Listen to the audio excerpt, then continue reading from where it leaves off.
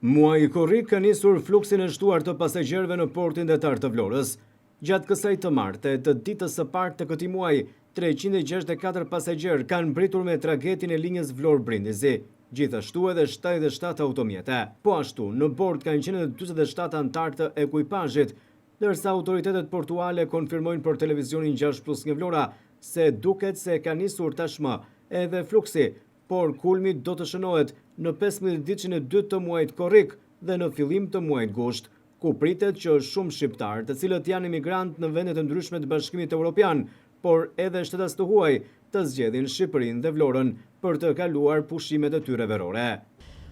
Fillimi i muajit korrik, thëndryshe dita e parë e këtij muaji duket se ka nisur edhe fluksi në portin detar të Vlorës të emigrantëve, por mbi gjitha të pushuesve vendase të huaj që po hynë nga vendet e Europës për të kaluar pushimet e tyre verore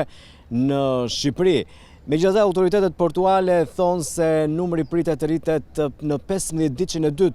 të këtij muaji, ku do të kemi edhe fluksin. Megjithatë, janë marrë të gjitha masat për përballimin e çdo fluksi që mund vi në portin detar të Vlorës, ndërsa pritet që në javët në vijim tragetet të operojnë në linjën Vlorë-Brindisi edhe më shpesh, madje do të jenë 2 mjete lundruese që do ta bëjnë të mundur këtë operim, ndoshta edhe 3 në pikun e fluksit. Këtë të martë mbritën në portin detar të Vlorës 364 pasagjerë, 77 automjete, nga të cilat 11 automjete të regjistruara për manifest, 7 autokampa, 2 minibus, 1 autobus, 19 kamion, si dhe mjetet të tjera, të cilat janë transportuar nga Brindisi në drejtim të Vlorës.